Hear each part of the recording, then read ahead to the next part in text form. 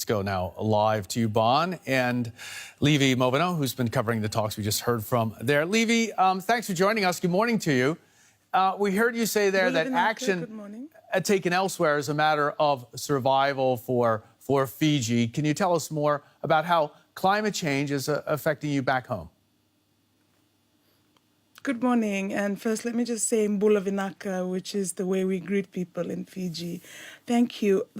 When I say that the impact is different for all of us, I mean that here the impact of climate change might be longer seasons of each of the cold and the warm, but in Fiji it means whether we can continue to live in our land.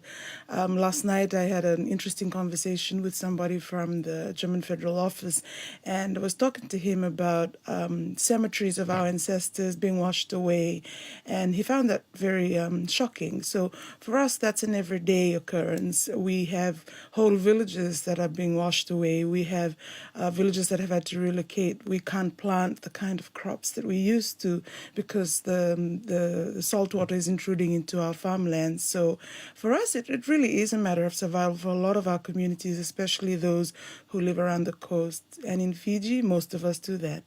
Okay, there are some serious threats that I certainly didn't know about. Thanks for filling us in on that. Now, we did hear some optimism from Fiji's president. He said that the needs of developing nations were taken into account at this conference. Do you think his optimism is justified? I think so. I think just being here, just making the Pacific visible, just making Fijian communities visible, just bringing to the middle of the European center what Pacific impacts of climate change are is already cause to be optimistic about. Because I think that I've seen in the 2 weeks that we've been here with this program that there are a lot of us in different parts of the world that don't have a very authentic realization of what's going on elsewhere. So just being able to tell our stories, just being able to let our European friends know that, look, this is what it means to use as much coal as you do on this side of the world, is, I think, already very powerful. And last night we saw the launch of the Oceans Pathway partnership, and I think that in itself is a cause to be optimistic for a future where everyone can come to the table. Okay, what about people back home in Fiji? Do they believe that the Paris Agreement and the details being worked out in Bonn will help address some of the problems that you filled us in on?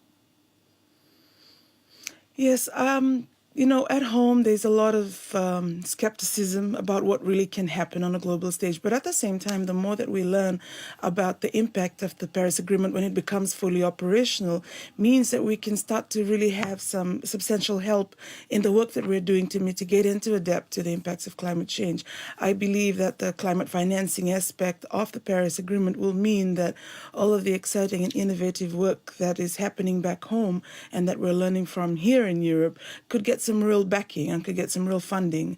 I believe also that the Paris Agreement gives us the first real clear global effort to push back on climate change. And so generally there is some optimism, but when you live in a country or in a region where climate change is not a thing, but an everyday way of life, you can be a little skeptical.